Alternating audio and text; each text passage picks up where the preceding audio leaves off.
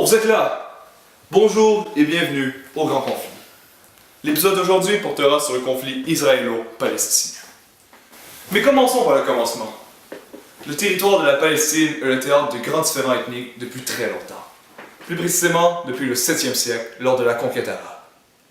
Cependant, le conflit moderne débute avec la création d'Israël le 14 mai 1948. Les Juifs ayant survécu à l'Holocauste se font donner par les puissances mondiales, en dédommagement de leur persécution, le droit de créer un État juif sur leurs terres ancestrales. La seule problématique est que cet État juif est installé sur un territoire arabe appartenant au peuple palestinien. Dès l'annonce de cette nouvelle, les pays arabes contestent la légitimité de ce nouvel État juif indépendant en territoire entièrement arabe.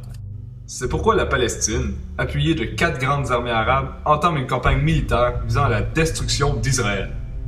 L'armée israélienne repousse le front arabe beaucoup moins organisé que l'armée juive.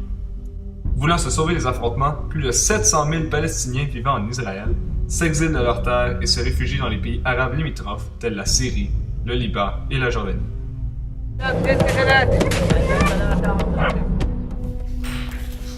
Ces altercations ne furent que la première manche du conflit qui perdure encore aujourd'hui. Il ne faut qu'attendre 19 ans avant que les Arabes tentent de nouveau de se réapproprier les territoires que les Palestiniens revendiquent. Cette guerre, nommée plus tard guerre de 6 jours due à la courte durée des combats, est remportée haut la main par les Israéliens malgré le surnombre des troupes alliées de Jordanie, d'Égypte et de Syrie.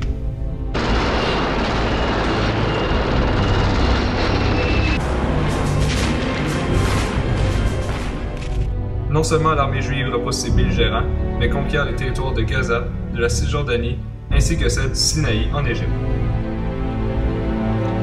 Néanmoins, la victoire la plus émotive des Israéliens est sans nul doute la prise de Jérusalem, la ville sainte des Juifs.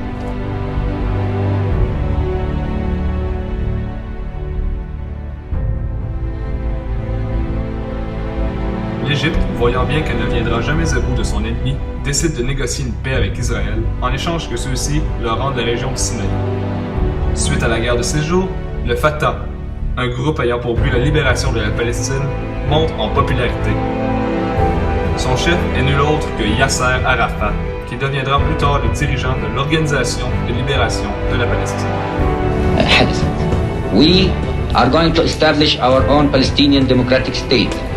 A state in which everybody, all citizens, Christians, Jews, Muslims, are going to live on equal basis and in brotherhood.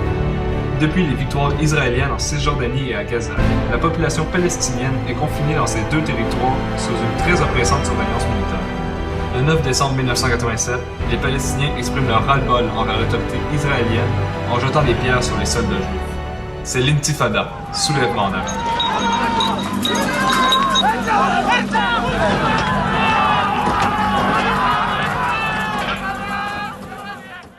Pendant cette révolution, les Palestiniens multiplient les attaques terroristes alors que les soldats israéliens, en représailles, brutalisent violemment et aléatoirement tous les Palestiniens qu'ils rencontrent à Gaza et en Cisjordanie.